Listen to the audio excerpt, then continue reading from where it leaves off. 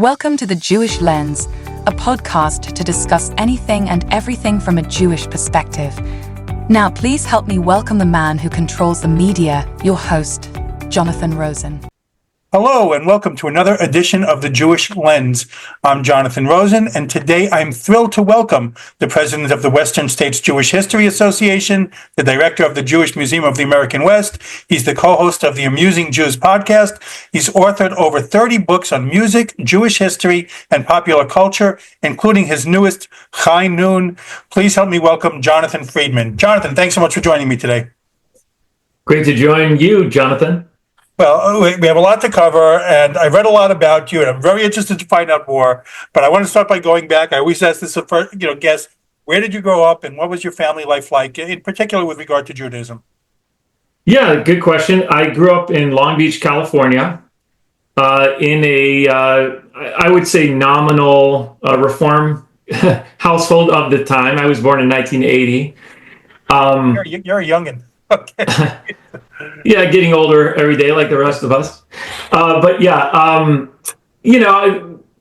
kind of went through the general bar mitzvah training and so forth and so on, minimal connection to, or at least as minimal as I could make it, connection to Jewish life.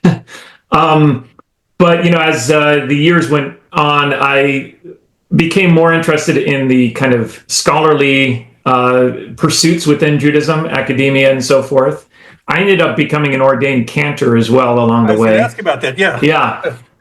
But, never really considering myself religious. I know it sounds odd, but, kind of a secular Jew through and through who happens to also be involved in Jewish things. Did you do like holidays and everything like that, or no? Absolutely. I was a cantor of a fairly large synagogue for about 16 years. But again, not a passion pursuit necessarily, that side of things. I was more into the musicology and the... Well, I meant growing up as a kid. Did you do... Oh, sure. Yeah. Again, as minimal as I could make it. And certainly in my home, I'm now a humanistic Jew, so... I would ask about that as well, yes. Okay. But, in those days, we didn't necessarily have a language for that, at least in Long Beach. Wasn't a known quantity. And my family was, I would say, atheist, secular anyway, but like a lot of other families, Jewish commitment meant going to Sunday school and engaging in the holidays as much as we did. So it was, one of these kind of generic, I think, Jewish upbringings in a lot of ways. What did your parents do? So my father's a retired psychiatrist. Okay. My mother is a musician and was also an educator. So a very kind of intellectual and I would say minimally spiritual household as well. Not a lot of subjects came up about the soul and things like this. Now, I see that you're very involved in music and writing and pop culture. So let's start with the writing. So what were some of your favorite books growing up? It's very strange. I'm actually dyslexic, which is kind of something that I've overcompensated for. Okay. In my life, being an author and so forth. Certainly writing most days of the week. But I didn't really get into reading until maybe 5th grade, 6th grade. I started to kind of figure things out. But I remember the first book I read, I still have it, was a kind of a children's adaptation of The Bride of Frankenstein, which kind of like little classic books, like those. It was like a Crestwood. I can't remember the publisher's name. It'll come to me later. But it was. I was at an event at my elementary school. Again, this would have been around 5th grade, and the author of that book series was there. And I got him to autograph it, which was nice. And it kind of inspired me, because I was very proud of myself to be able to read this book. It was, again, a long time in the making. I had to go to a lot of, tutoring and so forth to get to that point. But I think, looking back, I've long been a fan of that genre, the kind of classic monster movies. I love those. The Universal films and stuff. Mm-hmm. I think it all started with my my first encounter as a book of Bride of Frankenstein.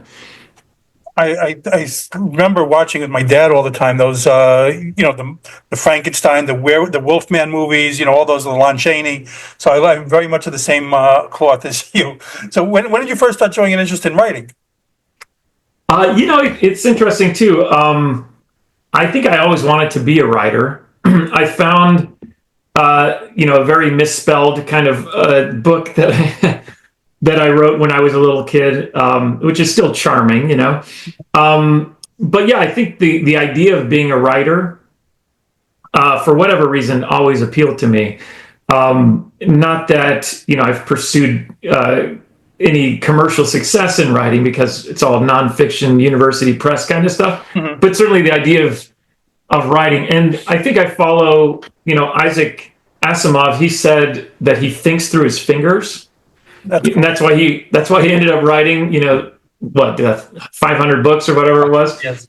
But I think I'm that way too. If I whatever the way my brain works, if I want to understand a subject on any level, I have to write about it. I'm very much with you in that there too. I'm like always jotting notes and always putting down things that I want to look up later. So you said you found something that you wrote. What was the first thing that you wrote? Yeah, so I wrote these little short stories. One, actually, I realized later was kind of a coded Jewish story. It was about a guy named Big Nose Jack, who had a very big nose, and he was sort of ashamed of his nose. It was like bigger than his face, Uh-huh. And he tried to cut it off with a pair of scissors and all this sort of thing. And then he ended up entering into a big nose contest and won, and then was very proud of his nose. So that was one of those stories I wrote as a kid. So you wrote that, and is that the one that you found recently or no? Yeah, exactly. Yeah. So here's the thing that I love most about you. When you first reach out to me, this is what appeals. You're very involved in like all things Western and have a love of the genre. I love Western so much as well, and mentioned that you when we were exchanging messages. So first of all, what is it about the genre that appeals to you that you love so much? Yeah, it's an interesting question. So my upbringing, again, being born in, being an 80s and 90s kid, there weren't a lot of Westerns going on, Right. even on television by that point. And certainly the cinema was bereft of Westerns, aside from, I remember seeing certainly Three Amigos, which is still one of my favorite movies. I love and I remember falling asleep during Dances with Wolves and that sort of thing. But there wasn't a lot of Western stuff. So I actually became interested in cowboy ephemera and that whole world because of Knott's Berry Farm, which is a local theme park. I even had a cowboy themed birthday party when I was 5 or whatever. And again, it wasn't based on any films necessarily. It was this theme park that was very kind of ghost town themed with cowboys and Very cool. all that stuff going on. But I think my entry into this subject, specifically Jews in Western cinema, really came maybe in the back door kind of a way through my work with the Western States Jewish History Association, where we uncover like the real story, the real history of Jewish pioneers in the West from like the mid 19th century to the early 20th century, where there were a number of very important contributors to the what we would call boom towns and ghost towns and all that stuff. Like they were involved in that whole world that is depicted on screen. And so first I learned that the real history, and then I wrote a lengthy article on the Frisco Kid. I love because he did no, we're going to, but I love that movie. The Frisco Kid. I just made my kids watch it again, like I think a few months ago. Yeah, so I, as the editor of the journal Western States Jewish History, I was looking through some back issues, and that journal has been around since 1968. And there was one, from 1980, 1979, whenever around the Frisco Kid came out. Mm-hmm. And I saw a notice in there that the screenwriters, Frank Shaw and Michael Elias, were subscribers to the journal. So I did some internet sleuthing, as we do, and I found Michael Elias. and I tracked him down because I wanted to do like a retrospective on the film. And then he sent me the original screenplay, Oh, fantastic. which is, much more Jewish, actually. I know that sounds weird because I think from a strict definitional standpoint, The Frisco Kid is still the only Jewish Western really ever made. I mean, we can make arguments about others, but that's the only overtly Jewish one. Nevertheless, I then compared the original screenplay to the film version, and then also kind of pieced together what I thought was kind of the vignettes that Michael Elias would have been drawing from as he was creating that screenplay. I then sent him the article, which he loved, and then he sent it to his friend at the University of Wisconsin Press, Patrick McGilligan, who does the film series there. And then I was invited to write this book. So then I became sort of an expert on Westerns. It's sort of a, one thing leading to the other. Because I grew up when I did, I was more into sci-fi, horror, comedy, that sort of thing. Mm-hmm. And Westerns weren't necessarily a love of mine on screen, but I really learned about the genre through, again, thinking through my fingers as I was writing this book. Yeah, all right, I'm going to come back to the book because the book is fascinating too. But so you said you didn't grow up with it though. So which is the one? Did you have any favorite Westerns? Which is the one that made you say, I love this genre? Which is the one that drew you in to begin with? Yeah, so I do remember seeing Frisco Kid in Sunday school. One of the bright days at Sunday That's school. That's the one that did it? Yeah, I was certainly not, a model Sunday school student. I was in the principal's office quite a bit, very disruptive. But I do remember seeing that there. And that was really, I think, the one that stuck with me. And then also, as I mentioned, Three Amigos, which I think I saw probably 3 times in the theater. I've kind of been in love with that movie ever since it came out. But then, it's weird because the standards of the genre, like, The Searchers and, all the John Ford movies and stuff, I had never seen really any of those until I started writing this book. So you didn't watch them until afterwards? Well, I guess while I was researching the book is when I started to see, the movies that probably you are so fond of, So again, my upbringing didn't have a lot of Westerns in it, which is just a product of my generation, I think, more than anything else. You're probably right, because I'm trying to remember. I think there was that time right during the 80s. There was not much there. And then again, later Young Guns came out, and then the 90s, there were more, like Unforgiven and everything during that. So do you have a favorite Western now or no? That's a good question. Still the Frisco Kid, because I've devoted so much time to studying it. I think I would have to put that one up there. Plus, I'm a good friend of Michael Elias now, and I value that whole world that I was able to enter through that film. Although it is flawed, of course, as he will be the first to admit. Who doesn't like Blazing Saddles, right. But I think some that I was impressed by when I discovered them and started to look for the Jewish maybe subtext would be something like There Was a Crooked Man with Kirk Douglas, which is kind of a forgotten one. It's a Joseph Mankiewicz film. I've seen that one, yeah. But it's very subversive. It's like the most mean-spirited takedown of the Western tropes, and it just it's a mess as a movie, which is kind of fun too. It's just kind of all over the place, which I don't mind. I find that entertaining. The critics didn't like it so much for that reason, but it's just such an interesting subversion of the genre, and it pairs really well with Butch Cassidy and the Sundance Kid, which of course is another wonderful film and one of my favorites as well. It's kind of like if you compare Kirk Douglas, his character Pittman from that film, and then Paul Newman as Butch Cassidy. Paul Newman is kind of an anti-Western hero because, or I should say Western anti-hero, because of how endearing his character is and how, he's a criminal, but everyone loves him.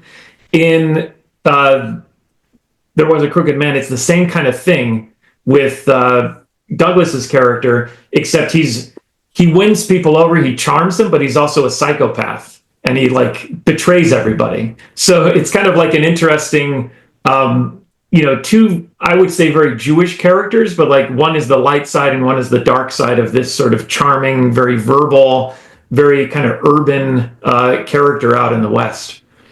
I've not seen it. I'm going to have to see it now. You piqued my interest with this.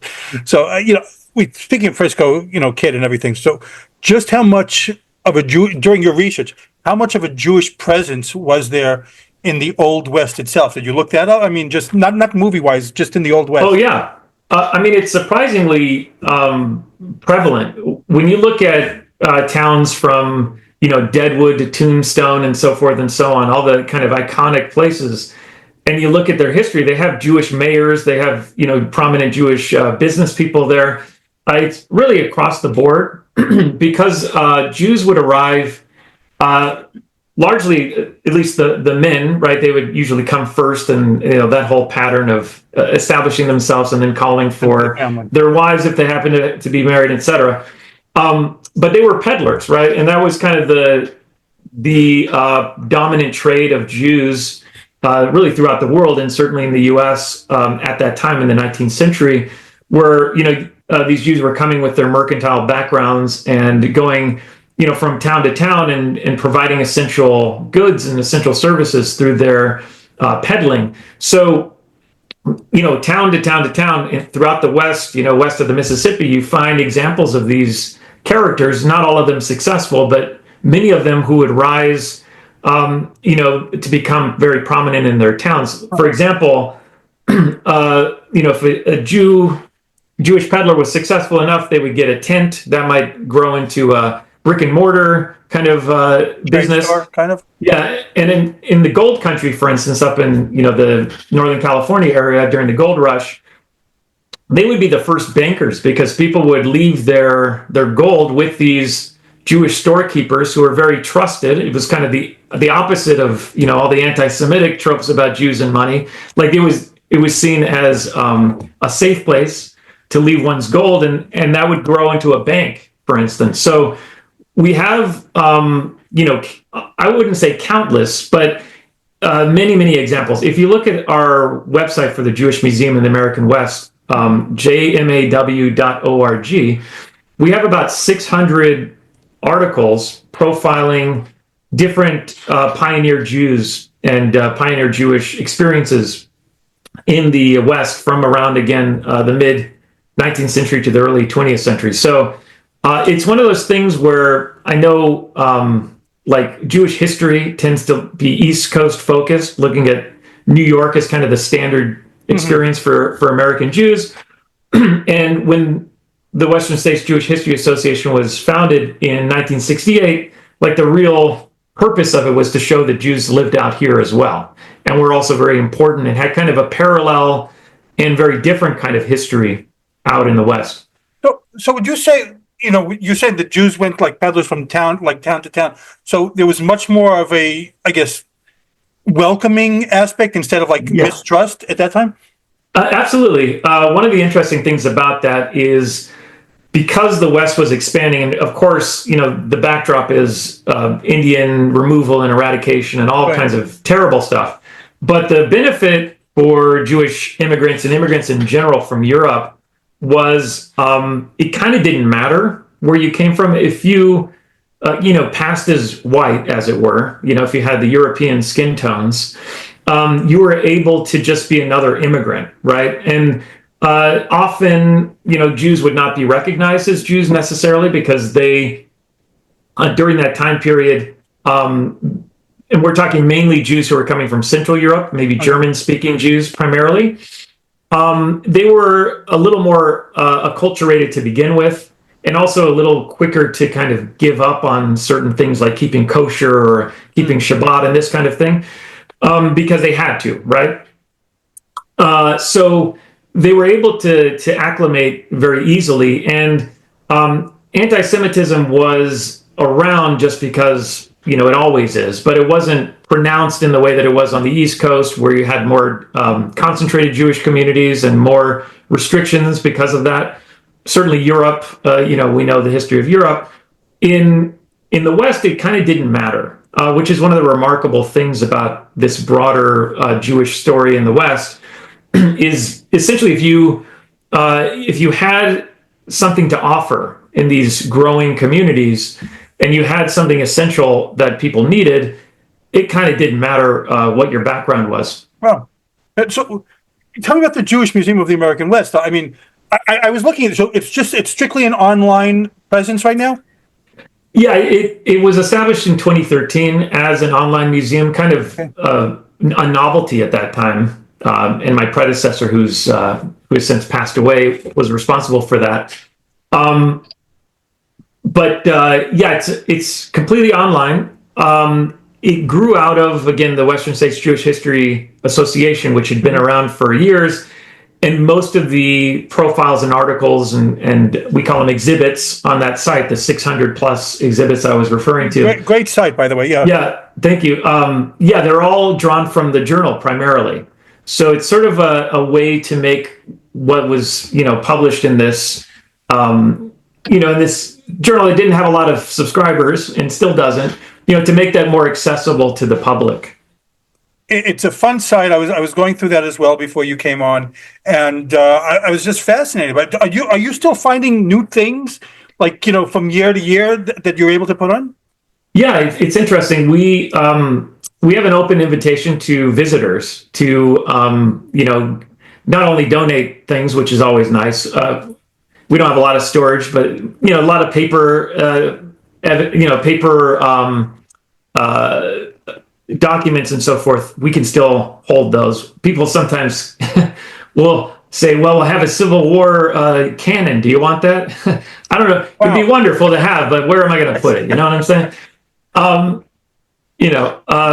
yeah, we table out of it. Yes, exactly. We're still collecting things, and people will call me and say, "Well, so and so passed away and left this collection of ephemera," and it's wonderful. And then also people will not only use our resources, so we collaborate with a lot of publishers and TV shows and museums and such, giving them photographs and things that they might be able to use. But people are able to create sites as well with our help. So if someone has an interesting family history that pertains to the Pioneer West, we'll help them to create an exhibit out of that as well. So it's an ever-growing kind of thing. It's a fantastic site. So now I want to go to your book. We started talking about it a little bit.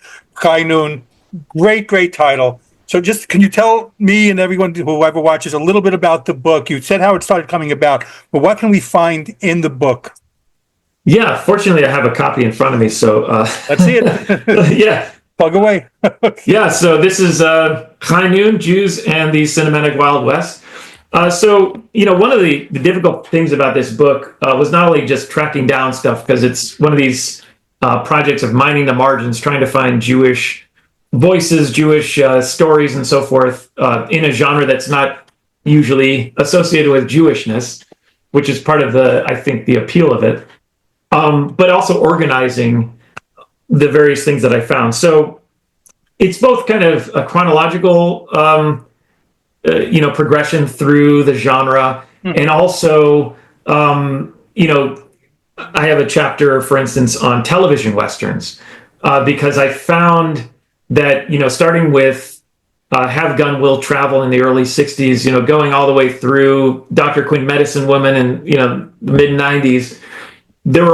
There's almost like a trope on television where there would be one episode, whether it was, Rawhide or Bonanza or whatever, where they'd have a Jewish peddler who comes to town, typically the wrong peddler, not the one that I was describing before. This would be like straight out of Fiddler on the Roof, which was like the next wave of Jewish immigration, 1880s, but I think it was important to have like a recognizable Jew, so I cut some slack on that, even though it's historically anachronistic.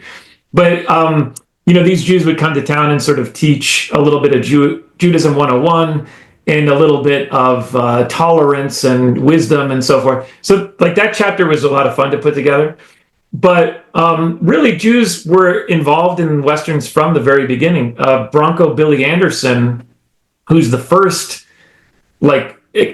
strictly Western star in cinema in the silent film days, he was Jewish. He was Aronson originally, and yet nobody knew he was Jewish, and he kind of didn't divulge the secret.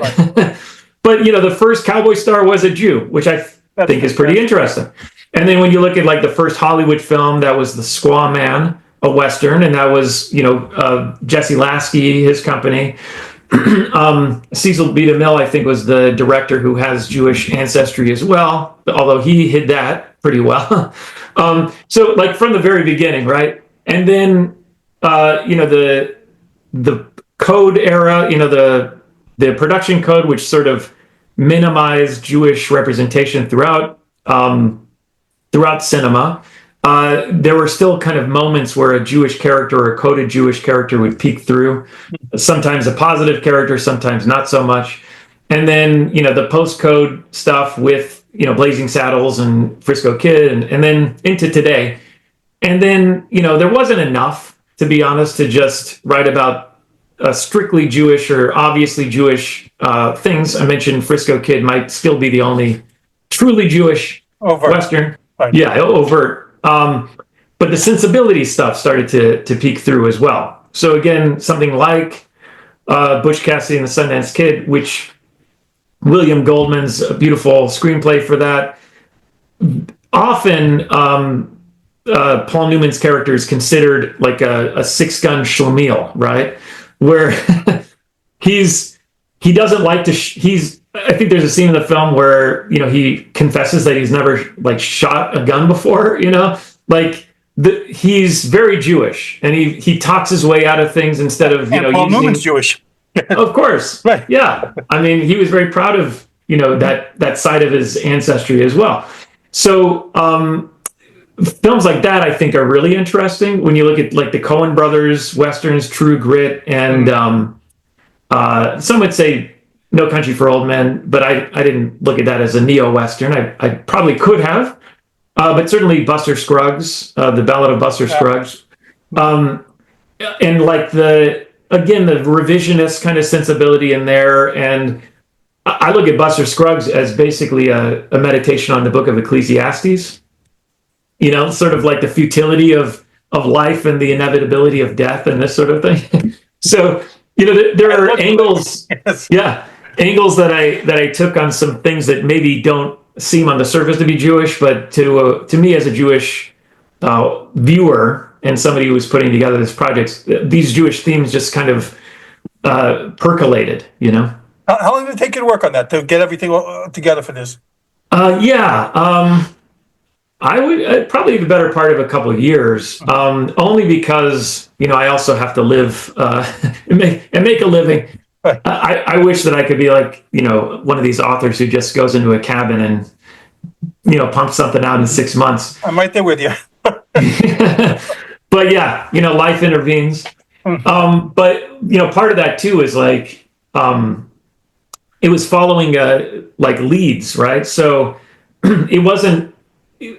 Yeah, I consider myself, I guess, a pioneer to some extent. This is the first book to really delve into Westerns from a Jewish perspective.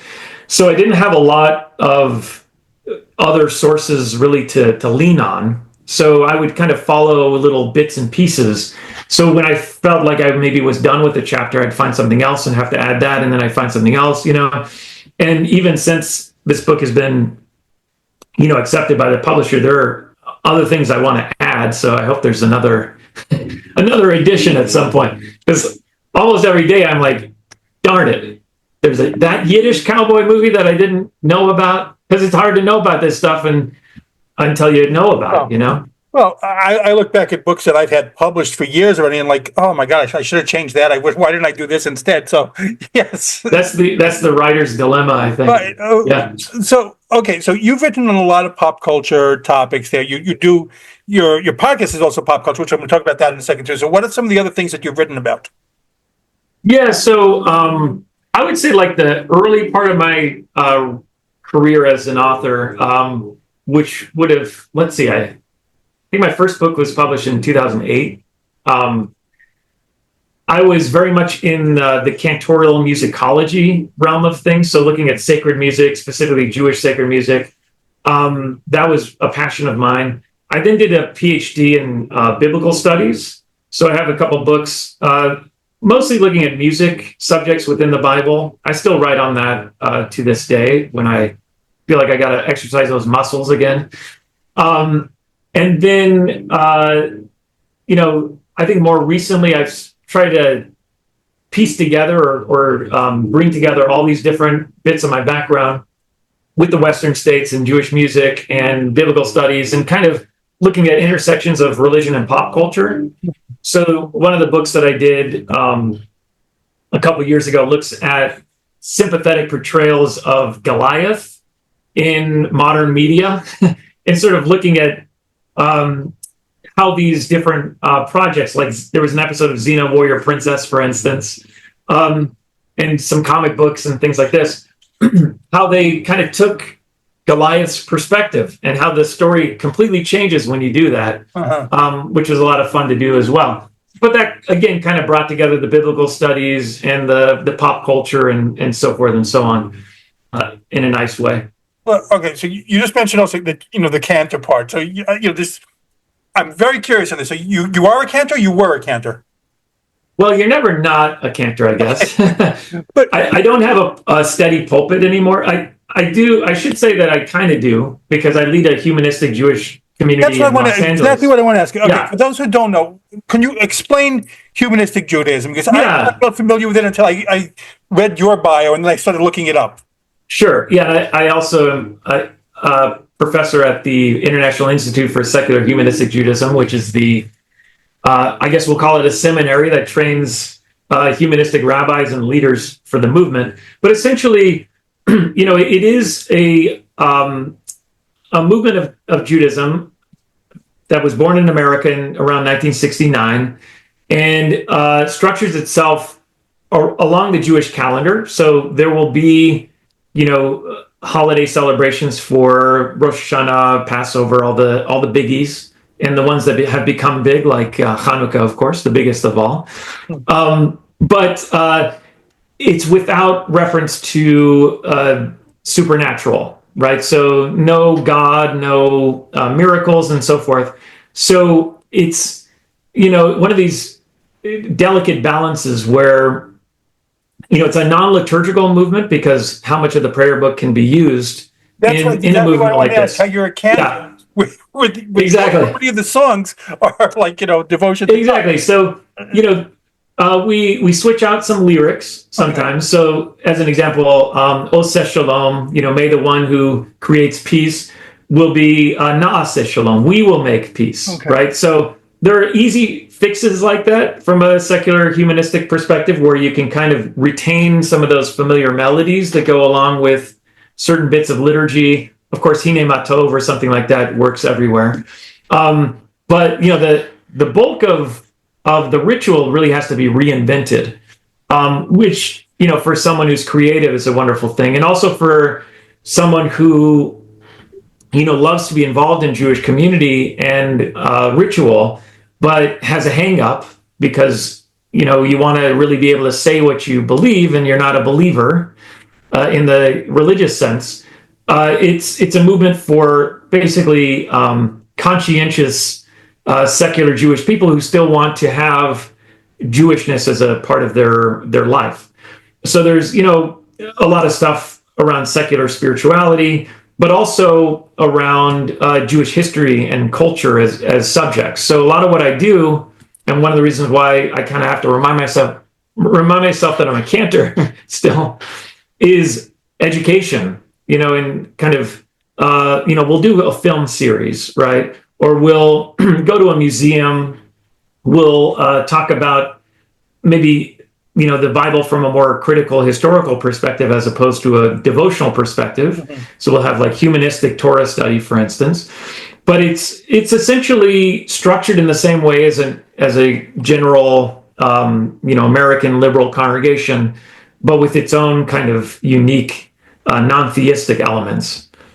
My dad was very much the same way in the fact that, very proud Jew, didn't necessarily believe in a higher, spirit, a God, but believed in, like, very much so in the Jewish people. So, Yeah. that sounds like a lot what he was, I don't know that I'm the same, but that's very much what he was, believed much more in, like, Jewish tradition, Jewish culture, and the people together than necessarily, like a higher power. Yeah, and there is definitely the people centrism, right? It comes through humanism. The idea that we can't wait around for the Messiah. If we're going to make the world a better place, we got to do it ourselves. And again, it jives or tracks well with a lot of other liberal Jewish movements in the sense that there's a strong tikkun olam element to it, and certainly a solidarity with other Jews, but also I would say, because of the humanist kind of non-religious part, a critique of Jewish life as well that I think isn't always as pronounced in other movements. And one of the things, okay, so let's go. I want to go back to your music part. So this was fun too. So you're in a klezmer band now? I was. You were years ago. Yeah. You're not anymore. Because this was such a cool name, the Rabbinical School Dropouts. I'm very proud of that name. Yeah. So that group, I actually started that with my brothers when I was in high school. Still, I think I was a senior in high school, and we were active, through my college years and thereafter for a little bit. But I think we have been expired since like 2005. Okay. But we did have a moment. Well, first of all, I should say we were part of the radical Jewish culture movement. So this is a kind of klezmer that's, not your grandma's klezmer, not the Fiddler on the Roof kind of sound. We mixed together a lot of different influences, whether it was, jazz, rock, certainly Latin influences, these kinds of things. A lot of like eclecticism. That sounds fun. Underneath, a klezmer umbrella. So, we called it klezmer, therefore it was kind of a thing. And we had one of our albums was produced by John Zorn's label Sadiq, which is, kind of the premier thing. So it was an interesting transitional point in all of our lives where we were, going to the graduate school and getting married and stuff like that. So the band just kind of fell apart. But I think if we were more serious about it, we could have done something with it, I was curious reading this. Do klezmer bands have groupies? I was just curious about that. I don't know. Not the same kind of groupies. These would be more like the intellectual, want to talk about things kind of groupies. If that's a groupie, I don't know. Well, you have your own podcast as well, your podcast YouTube show that I was watching called Amusing Jews. I watched a few episodes, a lot of fun. Tell me about that. What made you get it started? Yeah, that's interesting to think about that. So our podcast YouTube show has been around for a little over 2 years, I think now. It kind of was hatched during the pandemic, for sure. It's one of these, like, I'm bored, I got to do something kind of projects. But it was also, I was inspired by Drew Friedmann, the cartoonist, who has his Jewseum. If you're familiar with that, he's, first of all, just an amazing portrait artist. But he in his studio has like this Borscht Belt comedy museum that he created of just stuff that he's collected. Like, you can actually go on YouTube and take a tour of it. It's amazing. But Yeah. I was thinking of that as like, as we do when we have less to do in our lives during the sort of the lazy days of the pandemic, as it were. I was thinking, like, who am I as a Jew, right? Because as I mentioned, although I've been involved in Jewish religious life for my whole career, including teaching at seminaries and so forth, I don't really think of myself as religious, but I'm very culturally Jewish, very ethnically Jewish, very proud of being Jewish. And, looking at that museum and kind of like the Jewish stories of beneath maybe the pop culture that everyone appreciates, knowing that Jack Benny is Jewish, like that to me is just wonderful. And then we have, basically there's a Jewish subtext in every Mel Brooks movie, but you don't have to be Jewish to be a Mel Brooks fan. this kind of thing is kind of how I identify as a Jew. So I just wanted to dig deeper into that. And the wonderful thing about as I'm sure you're aware of, with doing the show, which we do weekly, is I have to do research for it. Right. So, it's like a continuing education for me, actually. This is something I've certainly come to realize recently, is that it's how I'm staying engaged in learning is by, watching the movies that our guests create, certainly reading their books, doing all that stuff, and having these wonderful opportunities to talk to people who are experts in their field. I mean, even if we didn't have any viewers at all, it would still be worthwhile for me. Well, I agree very much. It's something that's fun. Like I just mentioned to you, I learned a lot of new things that I didn't know just researching you, and that happens on a weekly basis. So picking up something new that, oh wow, that's fantastic, I never knew that. And yeah, it's one of the fun things about doing this. Absolutely. Yeah, so I think the benefit has really been that. And then it is a show that's attached to my congregation as well, Adat Chavarim, Congregation for Humanistic Judaism in the Los Angeles area. So, it's kind of an excuse for me to do something else within the auspices or under the auspices of that congregation so I don't get bored, So, I mean, I think my whole life, getting back to my upbringing and so forth, has been like a fight against boredom. I've also come to realize that the reason I became a cantor was because I was bored. And what I mean by that is growing up in synagogue, I was never really that engaged. Yeah, exactly.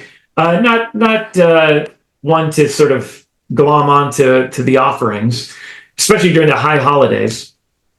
But then I realized, if I joined the choir, then I'd actually be doing something during these long, boring services. And I'd have a list of all the music so I could check to see how far we are to the end of the service and make a mental checklist. Oh, we're halfway through, that sort of thing. So that's kind of how I got into singing and Jewish music. And then the rest is, whatever happened after that, one thing led to another. But I think if I weren't bored in synagogue as a teenager, I wouldn't have pursued any of this stuff. Well, your podcast is a lot of fun. I also saw that we've had a few of the same guests, so it's a lot of fun. Yeah. Ask it out too. Okay, I love asking this to people who do this. People always ask me who's your favorite guest, and I have several for different reasons. But have you ever had a guest on? And I'll get to ones that you liked in a second. Have you ever had a guest on, no names, where after a couple of minutes you just think, this is not going to go the way that I expected it to? I haven't had too many of those experiences. But yes, I think there have been moments where I thought they would maybe be more entertaining or be a little more with it. Maybe they were having an off day, that sort of thing. The fun thing with that is that it happens to me it hasn't happened often. It's just a couple of times. But in the first couple of minutes, it's oh wow, this is going to be really tedious. Yeah, really grueling. Yes. Not to name names again, although the episode that comes to mind in that regard, which ended up being a great episode. Mm-hmm. And I'll actually mention names because it wasn't a bad experience, but very similar to that kind of we got to scramble here, was this guy named Fred Agri, who lives in Alaska. He was the first Jewish finisher of the Iditarod race. But, I read about him. I'd seen him as a younger person kind of being very charismatic and very, very much a character that you'd expect to live in rural Alaska, But, he's older now. And I've had that, yeah. So I had to really, get him to talk more. He wasn't talking a lot.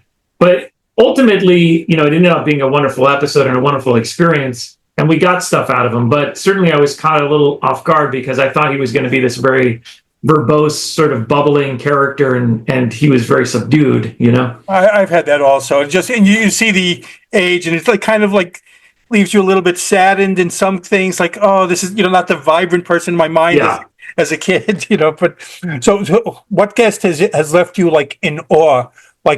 I can't believe that I'm talking to this person. Well, I mean, I could say recently, I've had a lot of experiences like that because mostly, I'm asking this yeah, because based on the fact that I haven't been on your show yet. So then you'll have a different answer later. But give right. Yes, of course, of course. Right.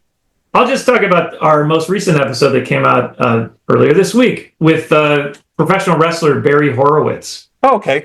So I did grow up as a professional wrestling fan. He was one of these, the pejorative is jobber in the wrestling world, where his job was basically to make other wrestlers look good and get beat, you know. But he also had his own kind of personality. He had a Star of David on his trunks. He wrestled in both the WWF and the WCW, and at that time they're now folded together as the WWE. Mm-hmm. But you know, being able to talk to someone who is in this field, who is very Jewish and very proud of his Jewishness throughout his career, you know, wrestled under the name Barry Horowitz, for crying out loud. You know, that was like a highlight for sure, because it, like, so much of my life comes together in an interview like that, where, you know, it just, you know, I am kind of sitting in awe, like, wow, I'm actually talking to a wrestler. So, you know, we all have our own versions of that, I'm sure. Wrestling isn't for everyone, but certainly for me, it's a connection to my childhood in a very strong way. I loved wrestling in the 80s, and then I grew out of it. Then my kids got into it again, so I got back. So it's like, it's back and forth, back and forth. So how, for Amusing Jews, how often does it come on? You said once a week. Where can we find it, and what days does it come out normally? Yeah, so we typically drop on Mondays, every Monday. And best way to find us is on YouTube. We do have a podcast version, but, you know, it's not as visual, obviously. And a lot of what we do is, you know, talking to cartoonists and other people, where if you're not looking at the art that we're describing, it doesn't have the same effect. Sure. So I do recommend following us on YouTube at Amusing Jews. And again, you know, we have a weekly show. And what are you working on next? In terms of a book project, or anything that what's the next big thing that you're going to be involved with? Yeah, you know, strangely enough, for the past couple of years, we've been trying to develop the Frisco Kid into a streaming series, kind of a reboot that would incorporate a lot of what was discarded from the original screenplay, which is very, very thoughtful. Again, very historically grounded kind of a screenplay, as opposed to what ended up on screen. That's still kind of a dream, and we're still working on that.